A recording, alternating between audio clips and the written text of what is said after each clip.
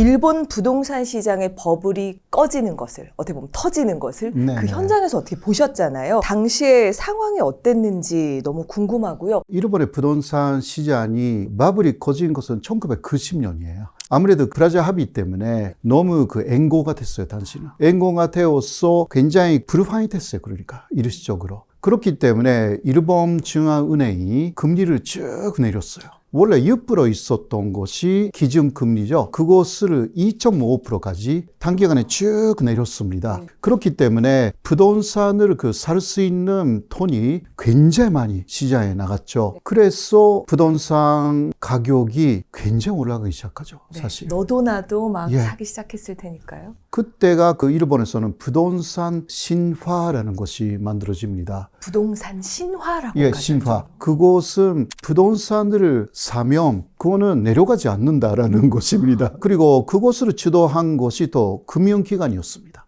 금융기관들이 부동산을 굉장히 많이 샀어요. 그래서 그것을 다 아는 일본인들은 부동산은 계속 올라갈 것이다. 그러니까 투기 대상이 된 거죠. 그러니까 당시 일본인들은 기본적으로 이렇게 올라가는 부동산 값이 그것이 하나의 산식이었습니다. 그러니까 이렇게 가서 내려간다라든가 이렇게 롤러코스터 쪽으로 간다라든가 그러한 산식이 없었어요. 끝이 없는 우상향 그래프. 기본적으로 쭉 올라간다. 근데 이것이 깨진 곳은 바로 1990년. 왜냐하면 너무 이게 버블이 생겼다고 일본 정부가 생각한 거죠. 그래서 이거 버블을 붕괴시켜야 되겠다, 어떤 면에서는. 정부가 개입해서. 2.5%까지 내려간 곳을 다시 1년 반 정도 사이에 4번, 5번, 0.5%, 0.75% 그런 식으로 연속적으로 5번 정도 올려가가지고 다시 6%까지 단기간에.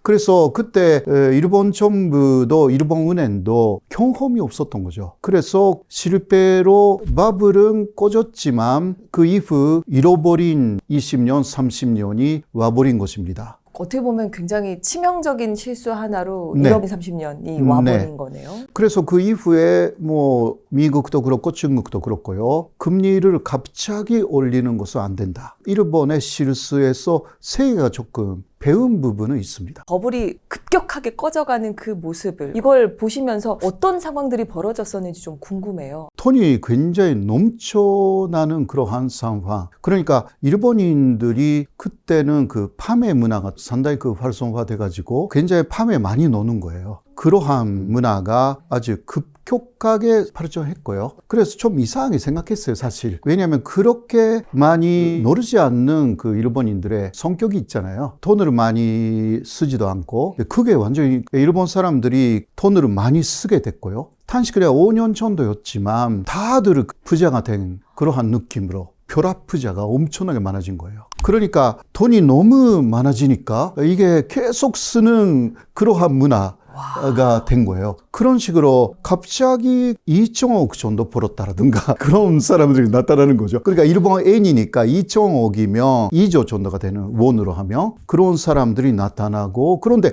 꺼졌으니까 오히려 엄청나게 돈을 잃어가지고 완전히 많은 사람들이 또 나타나기 시작해가지고요. 그래서 이런 이야기도 있어요. 일본 정부나 일본 중앙은행 사람들은 공무원이니까 자신이 투자를 하거나 못하잖아요, 사실. 그런 일반 사람들을 보면 이거 정말 한심하다. 그러니까 일부러 그렇게 갑자기 올려가지고 그 금리를 버블을 진짜 죽이는 것이 목적이었던 거 아닌가, 이러한 이야기까지 나옵니다. 공무원들은 화가 나는 부분들이 있었을 거예요, 어떤 면에서는. 그렇다면 이 버블이 꺼지기 직전에 그래도 기밀이라고 할까요? 조짐 같은 게 좀 있지 않았을까요? 여러 금융기관들이 일본 정부하고 중앙은행의 하나의 판침에 따라서 이런 것을 했습니다. 부동산 대출이라는 게 있잖아요. 부동산 사기 위한 그러한 대출을 규제합니다. 그게 시작된 거죠. 대출 규제가 시작됐습니다. 이게 그 이전에는 그냥 부동산 산다고 하면 다 대출을 해줬거든요. 근데 그것을 규제하기 시작했어요.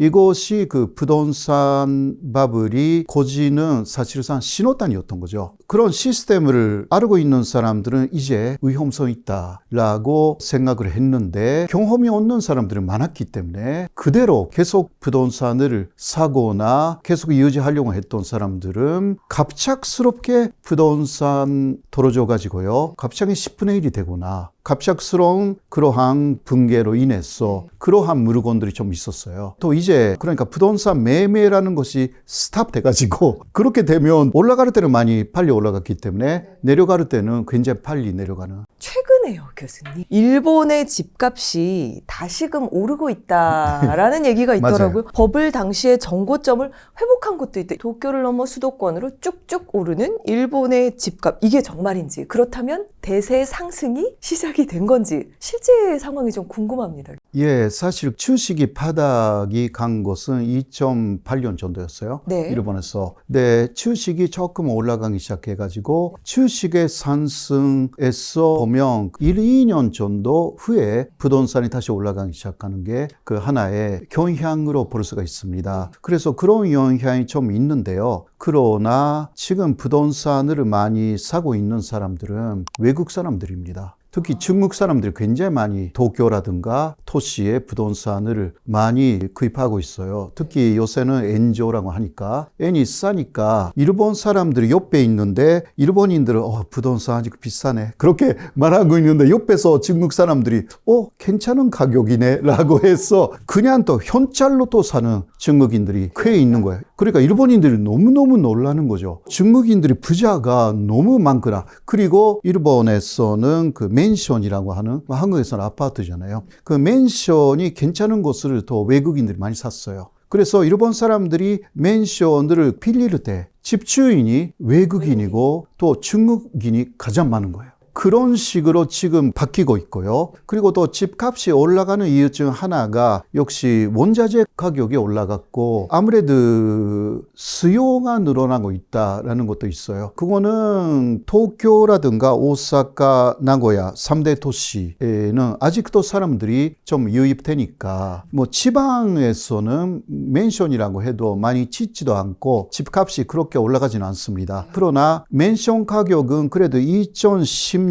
기준으로 일본 전체적으로 1.9배입니다. 그래도 1.9배예요. 15년 정도로 아무것도 아니죠. 그러네요. 네. 물가 상승한 거에 비하면. 네. 집값 전체로는 1.2배 정도밖에 올라가지 않았습니다. 그래서 올라가기는 하지만 또 물가도 올라가고 하니까 그러한 어떤 효과도 있고 해서요. 네. 한국과는 달라요. 그 일본은 부동산은 선, 건축, 후 분야입니다. 한국은 그 선 분양, 후 건축이잖아요. 맞아요. 그렇기 때문에 그 분양 프리미엄이라는 게 한국은 있어요. 일본은 없습니다. 그리고 재건축이라는 제도도 일본은 거의 없습니다. 그렇기 때문에 중고가 되면 그만큼 값이 내려가는 것입니다. 새로운 차를 샀는데 이게 중고차가 되는 그런 개념이 일본의 집에 대한 개념입니다. 왜냐하면 역시 선건축 후 분양이기 때문에 그 후에 팔리지 않으면 어떡할까라는 게 좀 있었어요. 한국처럼 또 아주 큰 단지를 만들 수 있잖아요. 그거는 선분양제이기 때문에 가능합니다. 근데 일본은 그렇게 못하는 이유가 그래서 한 건축회사가 맨션, 아파트라고 해도요. 4개, 5개 만들어서 끝나요. 그거 나중에 팔리지 않으면 큰일 나는 것입니다. 그러니까 아주 한국처럼 엄청난 큰 아파트 단지, 맨션 단지라는 것은 있을 수가 없어요.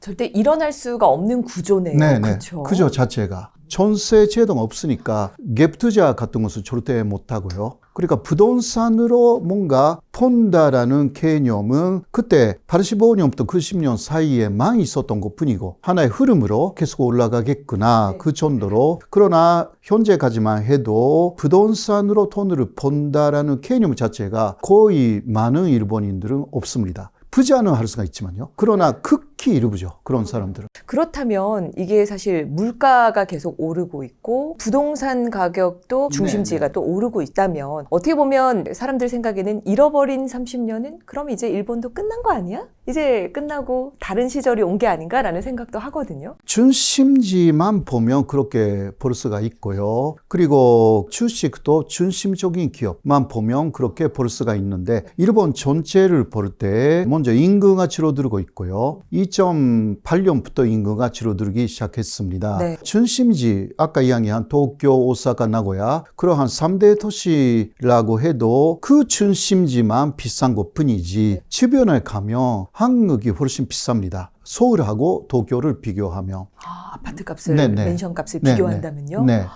그렇게 할 수가 있습니다. 일본에서는 도쿄도요, 중고 맨션이면 한국 원으로 5억 정도 있으면 좋은 거 살 수 있습니다. 도쿄예요? 예. 서울에서는 사실 네. 5억 가지고는 전혀 안 되잖아요. 네. 물론 중고이지만 그래도 훨씬 싸게 괜찮은 곳으로 살 수가 있어요. 그러면 지금 이제 말씀하신 게 정말 중심지만 네네. 어떻게 보면 조금씩 오르거나 그런 네. 상황이지 그 주변부는 아니다 네. 라고 얘기를 하셨는데 일본 같은 경우는 그럼 양극화가 굉장히 심각한 상황인가요? 양극화 플러스 고령화라는 문제가 있어요. 네, 이런 그 양쪽을 조금 말하기가 상당히 복잡한데요. 그러나 고령화라는 것은요, 65세 이상이라든가 연령을 높이면 50세 이상의 분들이 돈을 많이 갖고 있어요. 네, 그 이하 분들은 돈이 없는 거예요. 그래서 뭐 40대라든가 30대, 특히 30대, 20대는 진짜 돈이 없습니다. 그런 분들이 부동산 산다라는 것 자체가 상당히 어렵기 때문에 고령층이 일단 돈이 있고 그런 분들이 또 일본도 오래 사니까요. 그것을 돌아가시고 그 산속시킬 때 또 그런 분들도 이미 60대를 넘었다라든가 상속할 자녀가 이제 60대를 넘어가게 되는 거죠. 그러니까 고령층이 계속 돈을 갖고 있기는 해요. 그러나 고령층이 뭐 앞으로는 조금 세대가 바뀌어가지고 인식이 달라질 수가 있지만 그런 분들의 사고방식하고 현재 사람들하고의 사고방식에 굉장한 차이가 있기 때문에 그런 사람들은 뭐 옛날에 부동산이 꺼진 것을 엄청나게 느낀 사람들이라서 많은 투자를 그렇게 하지 않습니다. 돈 그냥 갖고 있는 사람들이 많은 거죠. 그러네요. 그래도 지금 어쨌든 중심지 같은 경우는 지금 오르는 걸 보면서 우리 일본의 이제 청년들은 내 집 마련에 조금 소극적인 그런 어떤 태도를 보이고 있을까요? 예, 젊은 사람들은 아직은 소극적이죠. 그런데 일단 계기는 결혼했을 때라든가 아이가 생겼을 때라든가 그때는 회사에서도요, 이제 당신의 집을 가져야 되는 거 아닌가 이런 이야기가 나와요. 그렇게 해서 모기지론이죠, 사실. 예, 일본에서는 그냥 론이라고 하는데 그것을 하는 사람들이 꽤 많습니다. 그런데 한국하고 다른 부분은 물론 요새 모기지론 한국도 뭐 30년이라든가 그런 거 나왔잖아요. 그런데 금리가 아주 싼 거예요, 일본은.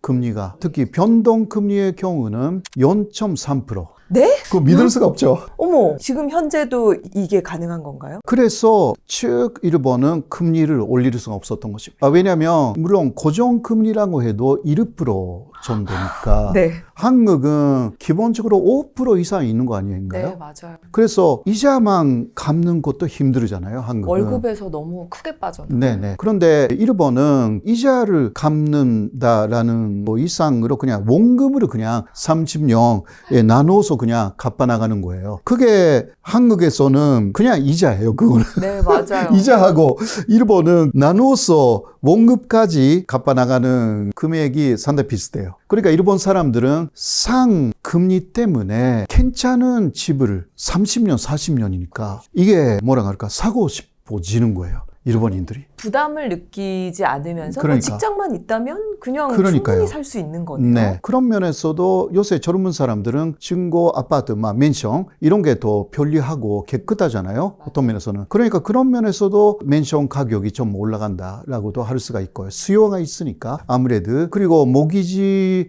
론의 금리가 너무너무 좋은 거예요, 일본은. 앞으로는 모르겠어요. 금리를 지금 올려야 된다. 이게 미국하고의 금리 차이가 너무 너무 있어서 엔조가 되니까. 그런데 그거 못해요, 갑자기. 갑자기 하면 서민들이 엄청나게 피해를 받아요. 왜냐면 서민들은요, 금리가 너무 낮기 때문에 자신이 감당할 수 있는 만큼의 좋은 집을 사요, 또. 어차피 내가 살면서 갚을 거니까. 그러니까. 그쵸? 그게 조금이라도 올라가면 이제 갚아나갈 수가 없게 되는 것입니다. 아무리 조그만 낮은 금리라고 해도 여러 가지 문제가 생기는 것입니다. 야, 정말 우리나라와는 문화가, 분위기가 다르다라는 그렇죠. 게 확실히 느껴지네요. 전세채도라는 것이 굉장히 한국의 특징이고 갭 투자로 돈 벌 수 있다는 게 아직도 없어진 게 아니니까. 그렇죠. 저는 한국에 와서 그거 처음으로 배웠어요. 처음 느끼셨죠? 그러니까 일본에서는 부동산에 투자해서 돈을 번다라는 것은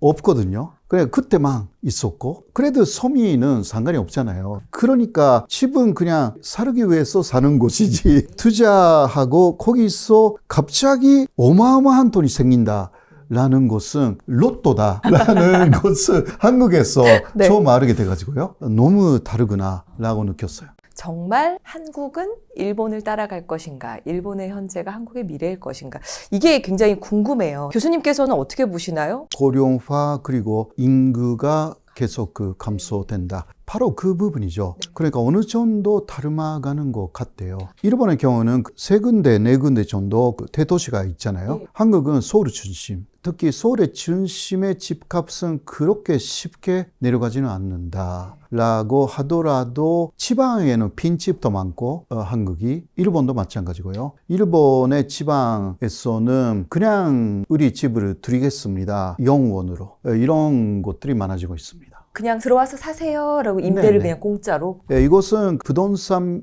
뱅크라든가 그런 데서는 매매를 하는데 그래도 안 팔리는 집들이 많아요. 왜냐하면 주변에 아무도 살고 있지 않는데 그런 데 들어가서 왜 살 수가 있어요? 그러니까 그런 경우는 그 매칭 사이트가 있어가지고 그냥 사고 팔고 싶은 사람들끼리 그런 사이트에서 연을 맺어가지고 만나서 중개자를 두지 않고 매매만 합니다. 근데 그 경우는 그냥 가져가세요 라는 것도 많이 있습니다. 내가 갖고 있어도 관리비만 들고, 그리고 이거 해체한다 라고 해도 돈이 들고, 그리고 집을 갖고 있으면 세금이 나가잖아요. 그게 조금 부담이 되는 분들은 오히려 다른 사람한테 그냥 드립니다. 이게 지방의 집들은 많습니다. 그러니까 관리비 자체가 그리고 거기서 나가는 세금 자체가 부담이 될 경우도 있잖아요. 그런 분들은 또 도시에 살고 있는 분들이 많으니까 그래서 그냥 주는 거예요. 그러면 교수님 이게 아까 일본 같은 경우 이제 세 네 곳의 중심 지역이 있잖아요. 네네. 그 중심지를 제외하고 외곽에서는 이런 일들이 자주 발생하고 일어나고 있는 있는 것입니다. 그래서 2014년에 일본의 촌무성이라는 데가 일본 전체를 좀 조사를 했어요. 그렇게 해서 2040년이 되면 인구가 10,000명 이하가 되는 지자체가 어느 정도가 되는가라는 것을 조사했는데 일본 전체 지자체의 50% 정도. 10,000명 이하가 된다. 사실 그렇게 되면요. 인프라를 유지하는 것도 어려워진대요. 네. 그래서 이것을 집안 소멸이라고 일본에서는 이야기를 했고 또 한국이 더 아이를 낳지 않잖아요. 그러나 일본도 그 현상이 있습니다. 그래서 지방에는 한국과 마찬가지로 어르신만 남아있고 그러니까 일본 사람들이 상당히 중요하게 여기는 부분은 20세에서 39세 정도까지의 여성의 숫자입니다. 왜냐하면 그 연령의 여성이 주로 아이를 낳기 때문에. 출산을 하는 나이. 네. 그러니까 지방에서 그러한 여성들의 숫자가 문제입니다. 그러니까 거기에 있는 여성들이 예를 들면 여러 명밖에 없는데 평균하면 그 아이를 2명 낳았다라든가 그런 것은 문제가 전혀 되지 않고 여러 명밖에 없다라는 게 문제다라는 것이고 그래서 젊은 여성들이 지방이나 그런데 올 수 있게 정책을 많이 생각하고 있는 것입니다. 일본은. 사실 일본보다 지금 한국이 초저출산이잖아요. 그렇죠. 너무 네. 아이를 안 낳고 있는 네. 상황인데 집중하는 좀 방향이 좀 다르다라는 생각이 방향이 들어요. 그러니까 합계 출산율이 높아도 여성들이 적으면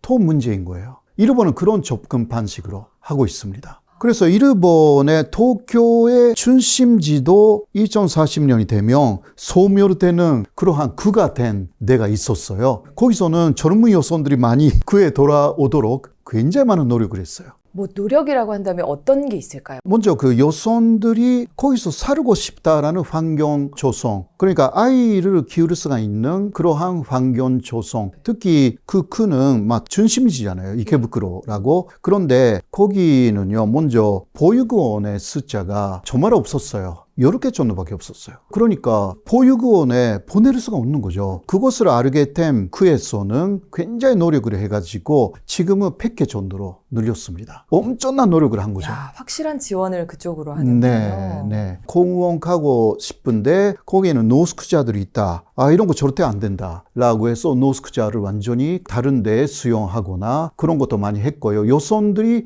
깨끗하고 안심해서 살 수 있는 그러한 지역 만들기. 아무리 중심지라고 해도 그런 부분이 약하면 여성들은 떠나는 것입니다. 이러한 접근으로 일본은 괜찮은 데는 하고 있어요. 부동산 부분은 어떨까요? 인구 부분이죠. 인구가 감소하면 할수록 부동산 값은 내려갈 수밖에 없죠. 그래서 수요하고 공급의 문제이기 때문에 이 부분은 부동산은 조금 쉬운 것 같아요. 서울의 중심지도 인구가 혹시 줄어든다면 역시 아파트 값이 내려가죠. 바로 그러한 어느 정도 수요를 만족하느냐라는 부분이고요. 그리고 교육 정책이 많이 바뀐다. 그러면 더 바뀌죠. 지금 강남구라든가 그런데 좋은 학원들이 많이 있으니까 거기에도 계속하죠. 서울이라고 해도. 그렇지 않습니까? 그런데 교육 정책이 많이 바뀐다. 오히려 일본은 그런 데는 많이 없어요. 왜냐하면 한국은 대학교 반드시 가야 되고 그러나 일본은 대학교에 가는 고등학교 사람들의 진학률이라고 하죠. 이거는 52% 정도밖에 없어요.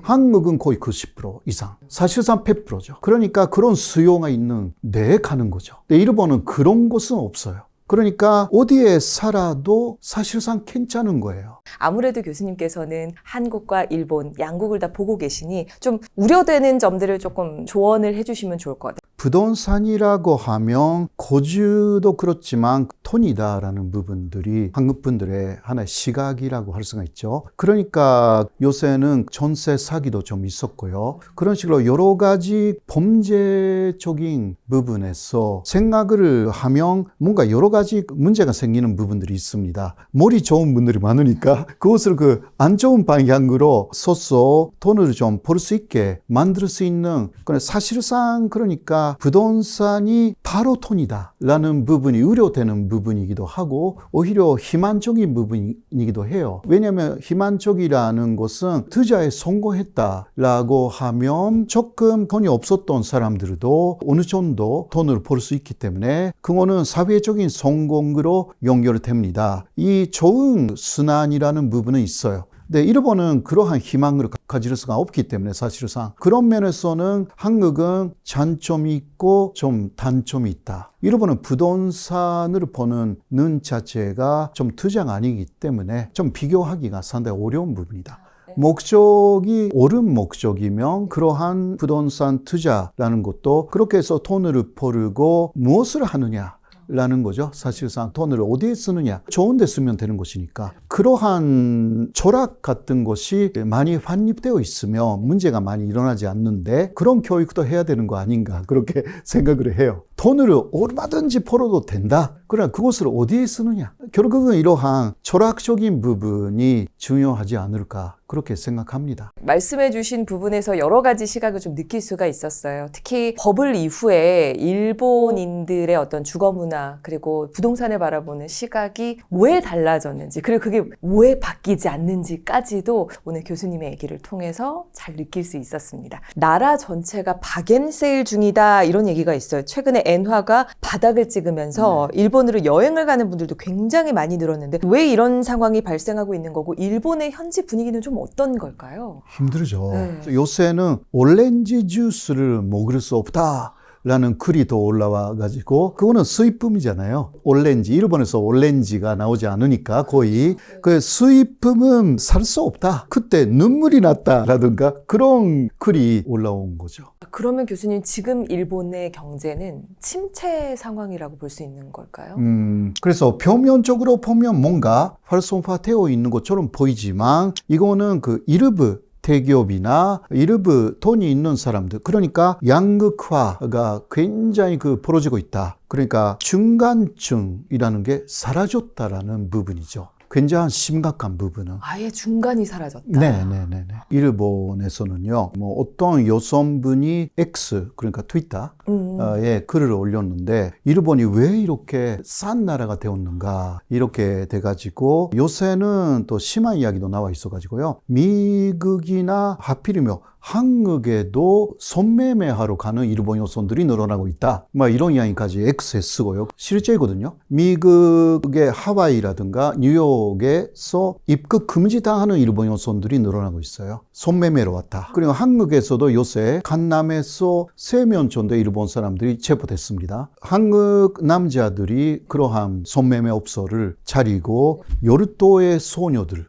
그런 식으로 해서 손매매 사이트까지 만들어가지고, 그런데 거기에 일본에서 그러한 손매매를 하는 것보다 한국에 오는 게 훨씬 많이 벌 수 있다. 그만큼 가난해졌다, 일본이. 근데 이게 일본에서는 크게 보도가 돼가지고요, 일본인들이 계속 증욕을 받고 있는 부분이에요. 일본에서는 이미 보도가 되는 네네. 그러니까 손매매 문화라는 것은 역시 가난한 나라가 부유한 나라로 가는 게 하나의 흐름이기 때문에 그게 일본에서는 늘어나고 있고, 한국에서 잡힌 사람들도 빈산의 일각이다, 이렇게 이야기를 합니다. 그리고 엔조가 됐기 때문에요, 세계개발은행의 지표를 보면 실효 환율이라는 게 있습니다. 세계의 평균을 100으로 보고요, 예를 들면 엔화 70 정도입니다. 70 현재요. 정도. 그러니까 평균보다 굉장히 가치가 없는 거예요. 엔화가. 원화는 95 정도입니다. 괜찮은 거예요. 그런데 일본 엔화는 이러한 기준으로 볼 때 1995년까지만 해도 190 정도 있었어요.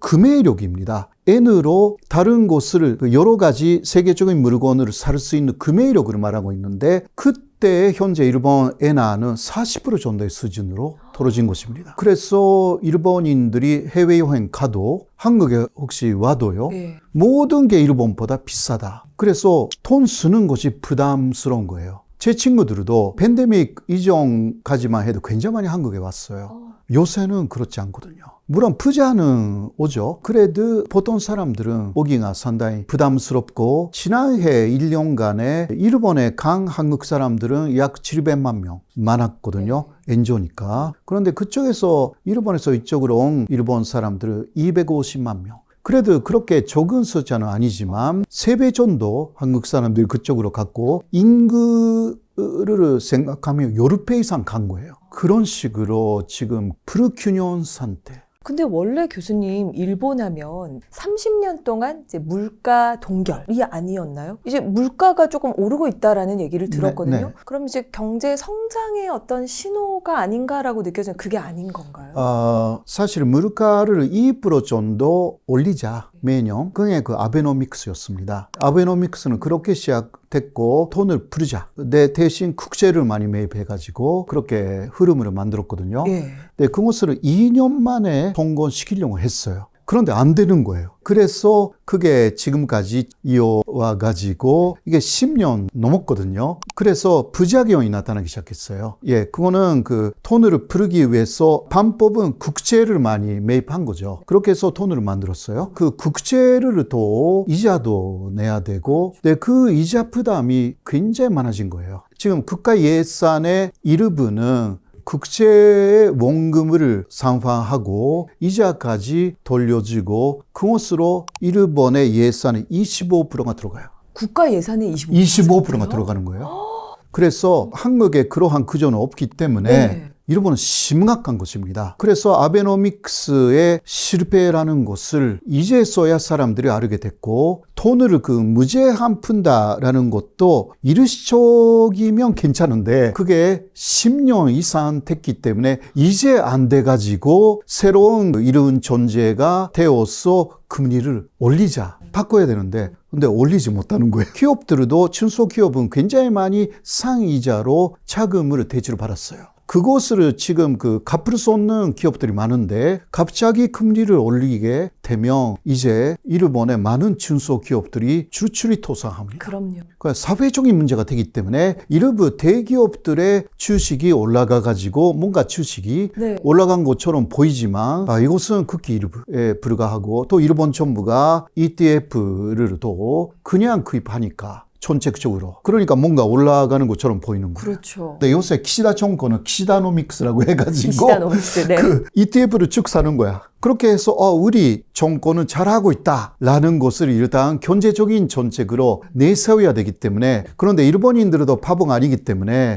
이런 식으로 또 하고 있어도 우리 생활은 좋아지지 않고 있다. 대기업만 돈을 많이 벌어서 대기업 사원들만 임금이 조금 올랐다 하더라도 네. 우리는 임금이 올랐다라고 느낄 수가 없고 오히려 물가는 특히 팬데믹 때문에 네. 코로나 때문에 물가가 너무 올랐잖아요. 그래서 조금 그 임금이 올랐다 하더라도 실질 임금은 마이너스예요. 즉 마이너스입니다. 한국도 그러한 현상이 없지 않아 있지만 일본도 심해요. 국민 부담율이라는 게 있거든요. 그거는 세금이나 플러스 또 세금이라고 느끼는 그 공공요금 이거 다 합해서 한국은 그 수입의 40% 정도는 그렇게 나간대요. 근데 일본은 그래도 50% 가까이 나갑니다. 이런 부분에서도 국민들은 굉장히 불만이 많습니다. 그리고 또 키시다 총리가 방위비, 그러니까 급반비죠. 그것을 2배로 한다고 미국하고 약속해버렸기 때문에 그냥 어디서 나가냐? 결국은 세금이다. 그러니까 화가 나기 시작하는 거예요, 일본 사람들이. 서민들이 이렇게 어려운데 더 거두려고 왜 하느냐? 그래서 키시다의 지지율이 올라가지 않습니다. 지금 그래서 이런 상황을 듣고 나니까 교수님께서 아까 금리는 절대 지금 일본은 올릴 수가 없습니다. 그럼 서민들 죽습니다라고 하는 게 복합적으로 이게 느껴지니까 네. 정말 서민들한테 너무 힘든 상황이네요. 중소기업이 일본에서 거의 85% 정도가 중소기업이기 때문에 중소기업 사람들은 기술은 있어도 IT화에 실패했기 때문에 미래가 없어요. 그리고 또 후계자 찾기가 어렵습니다. 왜냐하면 아무래도 그 중소기업은 뭐 여러 명 이하라든가 그런 것도 많잖아요. 그거는 뭐 연세 기업에 속하지만 그래도 기술은 세계 최고다. 그런 기업들이 아직 많아요, 일본에. 네. 그러나 그거는 자인 전신의 기술이에요. IT 기술이 아니에요. 그러니까 후계자가 대단히 중요한데 그 기업으로 들어갔더니 깨끗하지 않다. 뭔가 열심히 일을 하고 있는 것 같이 보이지만 나는 이런 데 들어가고 싶지 않다. 그러한 일본인들이 많고 또 아들들도 옛날에는 가업을 이어받았는데 맞아요. 요새는 도쿄나 대도시에 가서 대학을 졸업하면 다른 데 가려고 하죠. 그러니까 인재난이 심각해요, 일본은. 그러한 중요한 제조업에서 특히 심각합니다. 그러니까 요새는 대표가 70세 이상, 80세가 된 대표도 있고 왜 그렇게 오래 하십니까? 하면 후계자가 없습니다. 이런 거죠. 그러니까 결국은 그런 분들 폐업을 한대요. 기술도 있고 흑자인데도 폐업을 해요. 오사카만 해도 이만큼 계속하면 요새 나오는 이야기가 2025년까지는 50만 건 정도의 회사가 문을 닫을 것이다. 그런 식으로 나와 있어요. 그러니까 경제적인 손해가 어마어마한 거예요. 그렇게 되면 그 일본 전체로서는 원화로요. 20조 원 정도가 1년에 사라지는 그러한 숫자다, 액수다. 그렇게 우려가 되어 있습니다. 그리고 노동인구라는 게 있잖아요. 노동인구는 15살부터 64세까지. 그것이 줄어들기 시작한 것은 1995년부터입니다. 그래서 가장 많았을 때가 거의 9천만 명 정도 있었어요. 굉장히 많았는데 그 이후 갑자기 그러한 노동인구가 떨어져 가지고 10년 만에 7천만 명 정도가 됐거든요. 계속 이것도 그것이 진행 중이기 때문에 일본도 심각합니다. 아무래도 한국에서도 제조업이나 그 서비스업에서 사람이 없다라는 부분들이 좀 있죠. 그러나 한국하고 일본의 가장 큰 차이는 역시 한국은 IT화에 성공했다라는 부분이죠. 일본은 IT화에 실패했습니다. 그러니까 차인 존신을 너무 믿어가지고 그리고 또 IT화 할 수가 있는 그 기반이 되는 주민 번호가 일본은 없다라는 거죠. 물론 그 IT화를 하기 위해서는 구매할 때라든가 필수적이잖아요. 번호가. 그리고 일본에서는 특히 팬데믹 때 백신 이거 맞아야 되는데 한국은 그냥 인적사항 주민등록번호라든가 그거 입력해서 그냥 5분 만에 다 예약할 수가 있었는데 그거 못하는 거예요, 일본은. 그러니까 굉장히 힘들었거든요. 그때 예약하는 것 자체가 일본이 하루 종일 해도 이거 안 되고 그러니까 현장에 가서 해도 안 되고 그러니까 난리가 났어요. 그래서 주민번호 대신 마이 넘버라는 것을 만들기로 했습니다. 그 이전에도 있기는 했지만 아직은 활성화가 안 돼가지고요. 그때 활성화를 뭐 사람들도 많이 느끼고 그러나 이것은 의무가 아니에요. 그냥 신청하면 줘요. 그러나 그것을 일본 정부는 의무화하고 싶어요. 아니면 IT화 못하니까. 네, 그러나 지금은 30% 정도의 일본인들이 아주 강하게 저항하고 있어요. 국가가 번호로 사람을 감시한다. 우리도 그러한 시절이 있었어요. 한국도요. 네. 그러나 지금은 뭐 개인정보 보호 시스템이 완벽해요. 사실. 그러나 일본은 그러한 경험도 없는 나라예요. 그렇기 때문에 특히 45년 이전의 일본은 확실하게 사람을 감시하는 그러한 일체였잖아요. 네. 그러니까 다시 그렇게 우리를 감시할 것이다 라는 조항이 많아가지고요. 30%는 절대 만들지 않다 라고 버티고 있어가지고 완전한 디지털화까지는 시간이 계속 걸릴 거예요. IT화의 어떤 성공과 실패로 어떻게 보면 미래가 좀 달라질 수가 있는. 많이 달라집니다. 물론 그 인구 축소 부분, 줄어드는 부분은 좀 비슷하다고 할 수가 있고요. 한국이 또 빨리 갈 수도 있어요. 현재는. 그래도 예를 들면 사람이 없어도 AI라든가 IT로 굉장히 많이 만회할 수가 있잖아요. 기계화 그런 면에서는 굉장한 IT화로 사람이 없어도 일은 돼요. 이게 한국이에요. 그런데 일본은 사람이 없으면 일을 못하는 구조가 아직은 계속 이어지고 있고 그 20세기에 성공 사례였지만 21세기는 안 돼요. 거기에 고집하는 사람들이 많고요. 그리고 윗사람들이 안 바뀌어. 일본은 아직 전신 고용이 아직 많이 남아 있어요. 그러니까 오래전에 회사에 들어간 그 사람들이 그냥 버티고 있어. 한국은 그래도 뭐 빨리 나가라 이게 있잖아요. 그거 뭐 단점이기도 해요. 그래도 문제는 그러한 낡은 세대들이 아직 일본에 많은 지배하고 있어요. 그럼 IT화라는 거 이해를 못 해요. 속도가 안 날 수밖에 없겠네요. 네. 그러니까 세대 차이라는 거 크거든요. 지금 그 G세대 네. 하고 60대 노인들은 전혀 다르거든요. 제가 알고 있는 어떤 교수님은 이메일도 안 해요. 지금부터 팩스예요, 팩스. 아니 그러면 교수님 이쯤에서 궁금해지는 건 야 그러면 이게 서민들 중에서도요 일본 기업 그리고 일본 직장인들 이 겪는 어려움이 상상 초월일 것 같아요. 그러나 그 일본 안에서 살고 있기 때문에 잘은 모르는 거죠. 이게 당연하다고 생각하고. 네네네. 그러니까 IT라는 것은 그냥 스마트폰을 만질 수 있는 그 정도로 생각하고 IT의 깊은 기술을 가지고 없어요. 인재가 없는 거예요. 그러니까 이번에도 라인 야후 사태로 그냥 네이버의 기술을 다 흡수해버리겠다고. IT 기술이 없으니까 일본이.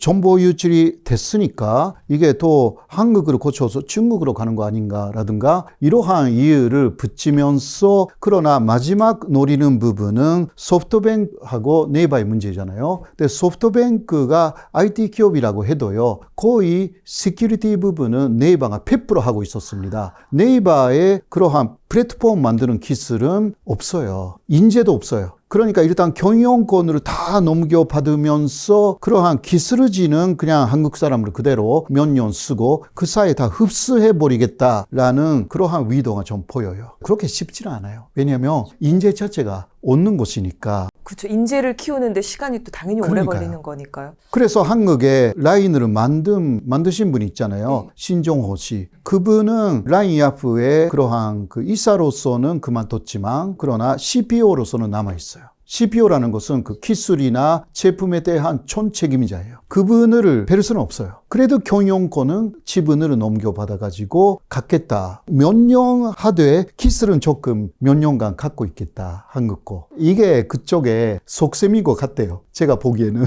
옛날의 사고 방식으로 20세기에서 대단한 성공을 해버렸기 때문에 그러한 사람들이 아직 남아있어. 최근에 TSMC 이 공장을 지었는데 그래도 이런 또 공장이 지어지고 이런 분위기가 또 조금 더 달라질 수도 있지 않나요? TSMC 공장을 왜 지었는가? 거기에서 오는 그 기술적인 부분을 일본에서 배우려고 하는 거죠. 한국의 삼성도 일본 안에 공장을 만들려고 하고 있거든요. 그러면 역시 일본에서 원하는 것은 삼성의 기술이죠. 그것을 그 일본 안에 유치함으로 인해서 더 많이 흡수할 수 있게. 말하자면 이런 이야기는 좀 그러는데 산업 스파이를 쉽게 할 수가 있는 거죠. 그러니까 오히려 대만은 거기에 대해서 조금 신중한 입장인 것 같아요. 아무리 유치를 해준다고 해도 이거는 기술적인 부분은 일본에게 많이 노출시키지 않도록 그렇게 대만도 조금 신중하게 접근하고 있다고 들었거든요. 앞으로 일본의 미래 상황이 그러면 계속 더 안 좋아질 것이라고 보시는지? 현재 이대로 가면 고령화가 진행되어 가지고 인구도 줄어들고 그리고 IT화가 계속 안 된다고 하면 일본의 미래는 정말 없습니다. 그러나 IT화의 어딘가에서 성공하여서 IT 인재들이 많이 나온다고 하면 일본의 미래는 바뀔 수가 있습니다.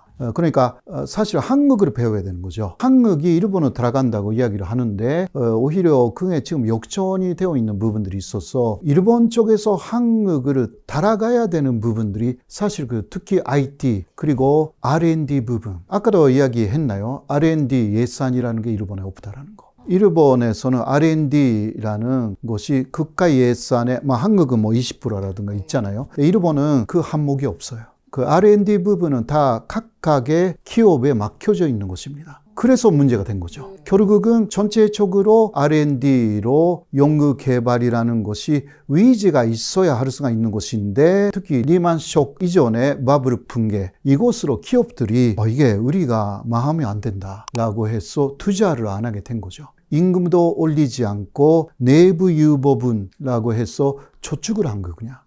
일본 개인들도 저축을 많이 하잖아요. 맞아요. 네. 기업들도 그런 것이 많았던 거죠. 그러니까 투자를 하지 않았다라는 거. 올바른 투자를 하지 않았다. 이게 일본의 경제를 이런 식으로 만든 하나의 원인. 지금 일본 정부가 이것을 알게 돼가지고 앞으로 IT라든가 그런 데에 많이 투자하겠다라고 했지만 이게 그저를 바꾸는 게 그렇게 쉬운 일이 아닙니다. 그러니까 한국도 인구가 줄어드는 거 있는데 그러나 R&D로 연구를 잘 해가지고 세계의 첨단 기술 그것을 계속 한국이 갖고 있는 이상 이게 선진국으로 남을 수가 있거든요. 예를 들면 세계에는 인구가 아주 적은 나라들이 많잖아요. 유럽에는 노르웨이라든가 1,000만밖에 없잖아요. 그래도 선진국이잖아요. 맞아요. 그런 식으로 앞으로 한국도 될 가능성이 있어요. 그래도 선진국으로 남으려고 하면 한국의 특징을 최대한 살려야 되고 물론 K-팝이라든가 그런 것도 마찬가지지만 엔터테인먼트 부분도 마찬가지지만 역시 기술 선진국으로 남아야만이 세계가 한국을 계속 주목하고 거기서 일이 생기고요. 부도 생기는 것입니다. 일본은 거기에 실패한 것입니다. 그러면 이런 상황을 봤을 때 제가 일본의 서민이자 직장인이면 되게 화가 날 것 같거든요. 네네. 한국의 직장인들이랑은 굉장히 태도나 행동이 좀 다른 것 같아요.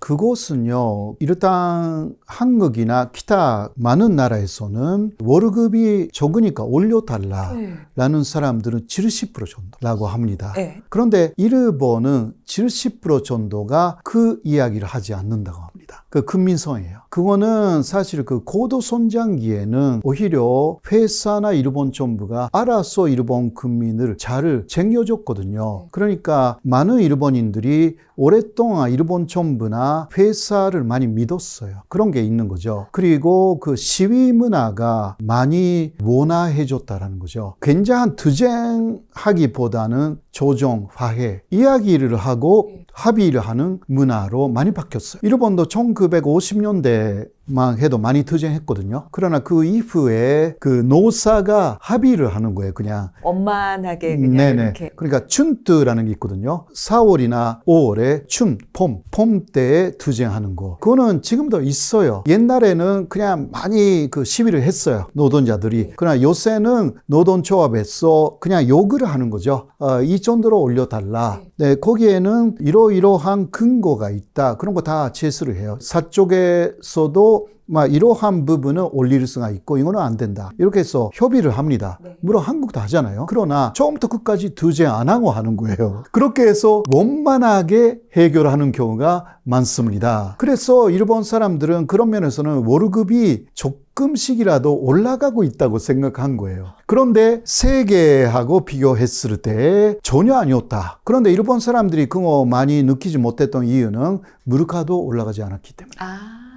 그런 부분이죠. 그러나 팬데믹 때 어마어마하게 물가가 올라가기 시작했어요. 그래서 알게 된 거죠. 깨달은 거군요. 그래서 실질 임금은 계속 마이너스다. 너무 힘들다. 그래도 그 월급을 올려달라는 일본인들이 많이 없기 때문에 키시다 총리가 위에서 올려라. 계속 말했어요. 그런데 그것을 잘 따라가는 기업은 대기업. 대기업들은 따라갈 수 있죠. 예. 그래도 실질 임금은 그래도 마이너스예요. 중소기업은 전혀 따라갈 수가 없어요. 그건 어쩔 수가 없는 상황이 있어서. 그래서 이것은 국민성이라는 부분들이 좀 있어서 이 기업이 싫다라고 하면요. 그냥 그만둬요. 젊은 사람들은. 그러니까 그러한 문화가 달라요. 예를 들면 회식을 되게 싫어해요. 젊은 사람들.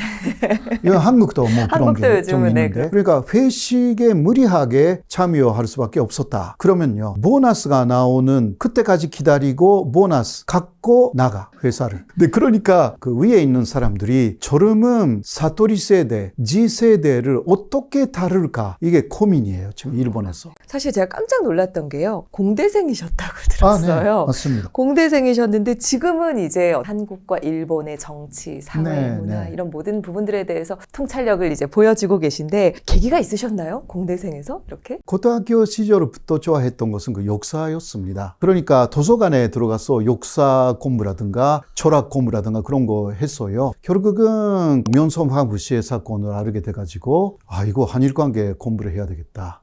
라는 게 큰 계기가 되어서 제일교포 친구들도 있었기 때문에 그런 친구들한테 남북이 이렇게 갈라진 이유는 일본의 식민지 지배가 원인이었다라든가 그런 이야기 듣게 되잖아요. 그러면 또 역시 원래 좋아했던 역사 공부를 해야 되겠다. 그런 마음을 갖고 있었다가 계기가 되어서 한국에 올 수가 있게 됐습니다. 아무래도 제가 연구자이기 때문에 연구해서 알게 된 부분들이 있잖아요. 그것이 혹시 많이 일반화가 되어 있지 않는 이야기인데도 제가 보기에는 이거는 많은 분들이 알아야 된다 라고 생각하면 책을 쓰거나 혹은 반서에 나가서 이야기를 하거나 자연스럽게 그렇게 되어왔던 것입니다. 그래서 그 연장선상에서 오늘도 이런 좋은 프로그램에 나올 수가 있는 것입니다. 교수님, 일본의 주식이 다시 올라가는 건가요? 일본 주식이 그래도 30년 걸렸거든요. 1989년에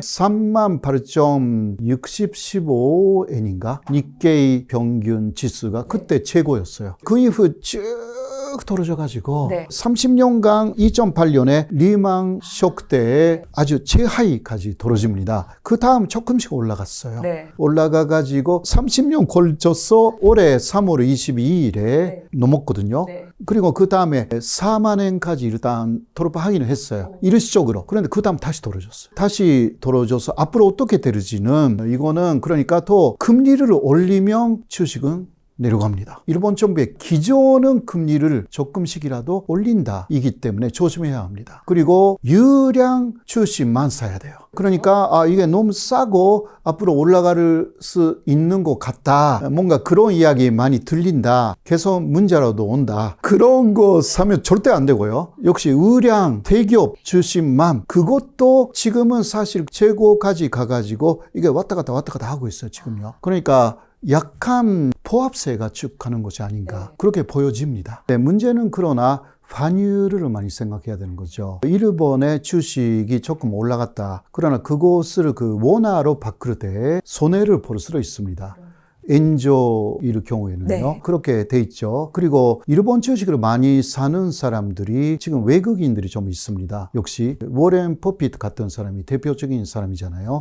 그러나 버핏이 사는 일본 주식은 굉장히 우량 주식만 사는 거죠. 그러니까 수익을 내고 있지만 그것도 역시 관리를 잘 생각해서 해야 되는 부분들이 있습니다. 어떻게 보면 지금의 어떤 잠깐씩 올라가는 상승도 이것도 버블일 수 있지 않을까 이런 생각도 들거든요. 예, 그 이야기를 한 전문가들이 굉장히 많습니다. 역시 주식에도 사실 중국으로 투자하고 있었던 외국 사람들이 중국 경제가 너무 안 좋잖아요. 그러니까 대안으로 일본으로 돈을 많이 이동시켰다. 그런 이야기가 일본에서 많이 나왔습니다. 그러니까 또 이게 다른 데에 더 옮겨갈 수도 있기 때문에 이게 국제 자본의 움직임도 있어서 너무 그냥 일본 경제가 좋으니까 그 주식이 올라간다고 보는 것은 그거는 약간의 착각이다. 왜냐하면 일본의 일부 기업은 괜찮지만 중소기업들은 굉장히 안 좋은 상황이거든요. 그러니까 일본 전체를 보면 좋다고 할 수가 없습니다. 그러니까 이것은 전체적인 부분이 있어요. 조금 일본 경제가 좋아졌다고 보이면 또 기시다 정권의 지지율이 올라간다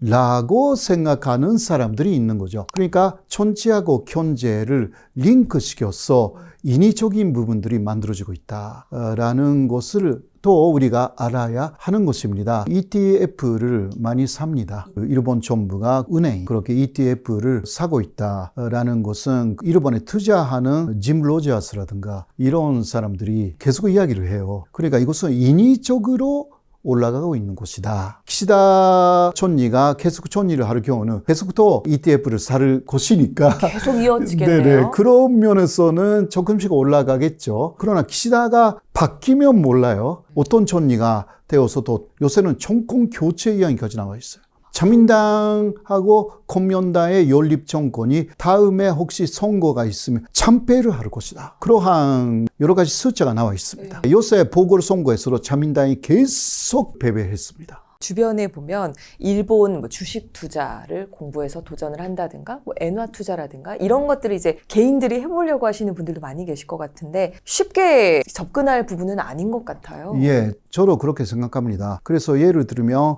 엔화가 계속 내려갔잖아요. 그러니까 많은 분들이 지금까지 구입했어요. 엔화를. 그런데 저는 이야기했습니다. 더 내려갈 것이라. 그런데 더 내려갔거든요. 135엔, 그러니까 1달러, 135엔 정도 때 엔화를 산 분들이 많았어요. 그런데 지금 152엔이거든요.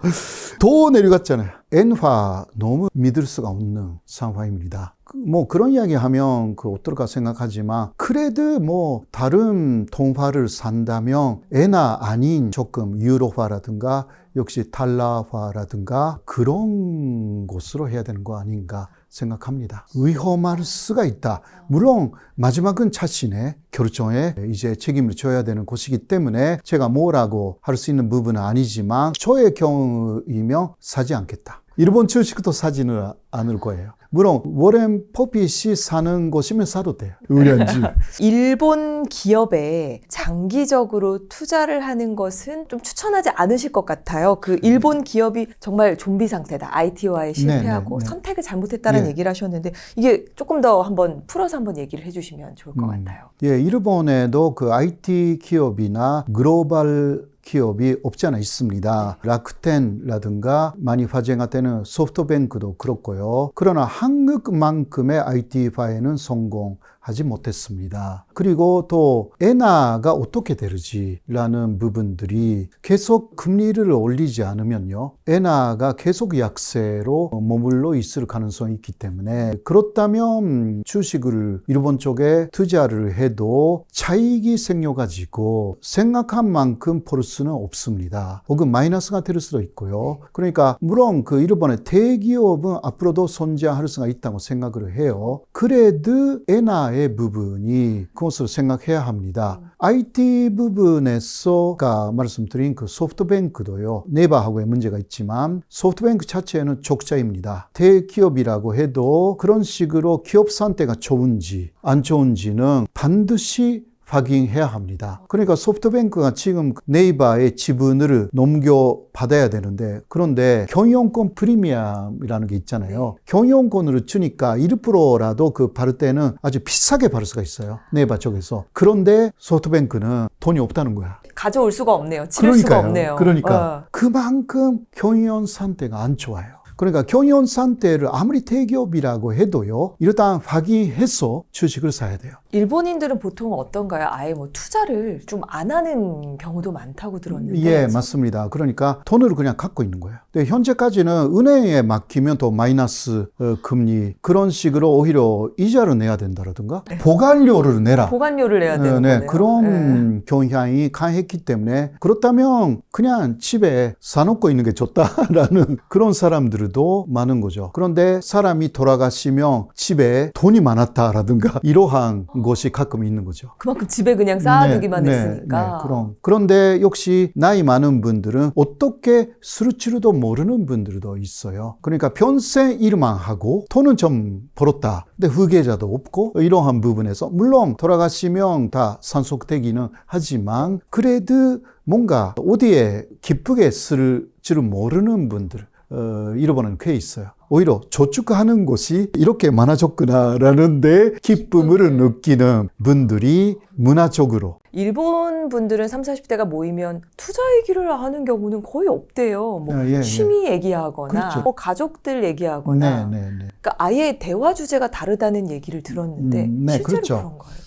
투자를 많이 하는 경향이 없으니까 그런 거죠. 관심사가 거기에 많이 없어요. 가끔 비트코인 요새 하는 사람들이 조금 있기는 해요. 극히 일부입니다. 아무래도. 그리고 넷트레이더라고 해가지고 70만 그 집에서 컴퓨터를 여러 개 해가지고 전문 투자자처럼 하시는 그런 분들. 사람들이 있기는 해요. 근데 굉장한 성공 스토리라든가 있기는 해요. 한국하고 비슷해요.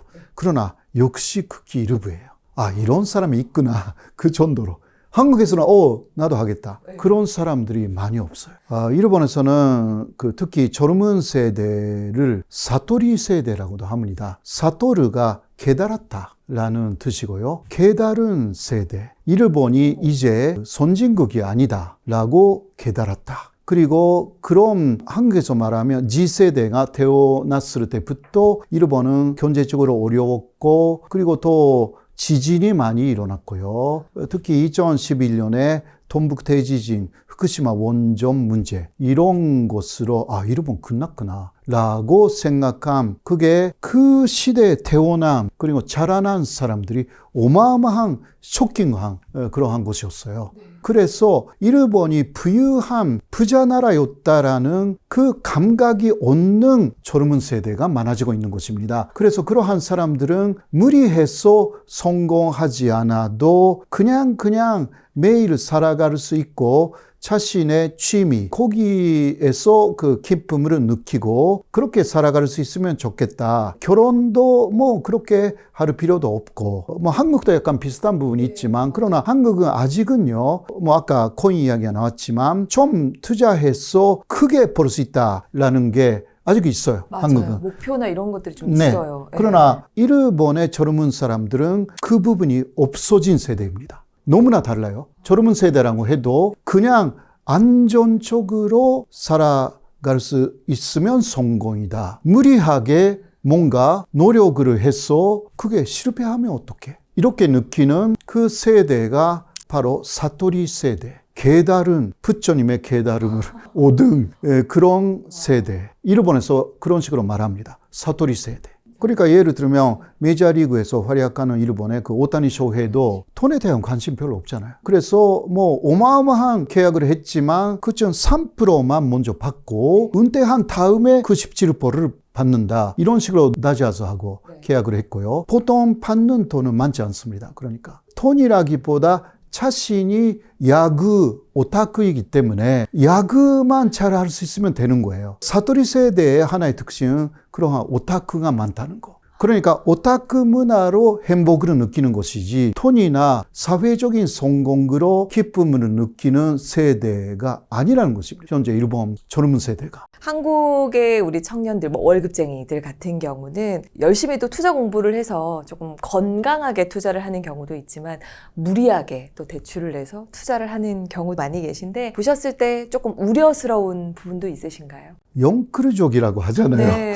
네, 일본에 또 그 영크루족이 없어요. 그렇게 무리할 생각이 없어. 뭐 영끌적 되기는 되지만 그러나 그거 하기 위한 목표가 정확하게 설정되어 있지 않으면 그리고 그 목표가 조금 선한 목표이면 실패해도 이거 감당할 수가 있어요. 나는 좋은 목표를 위해서 했다. 그러니까 크게 사라지지 않거든요. 그러나 아주 그냥 돈만 벌기 위해서라든가 뭔가 목표 자체가 아주 좋은 목표라기보다 아주 사적인 이익을 위해서라든가 혹은 아주 나쁜 목적을 달성하기 위해서 돈을 벌거나 이러면 이거는 인생 망하는 것입니다. 그러니까 돈을 버는 것이 문제가 아니라 벌었던 돈을 어디에 쓰느냐라는 목표까지 세우고 가면 중간에서 좌절을 해도 계속 나는 돈을 벌어야 되겠다. 왜냐하면 이거 해야 되기 때문에 이런 식으로 가는 거죠. 그러면 아주 건강하게 모든 면에서 극복할 수 있는 그런 힘이 생기지 않을까 그렇게 생각합니다. 돈을 벌었어. 그 다음 뭐해? 돈을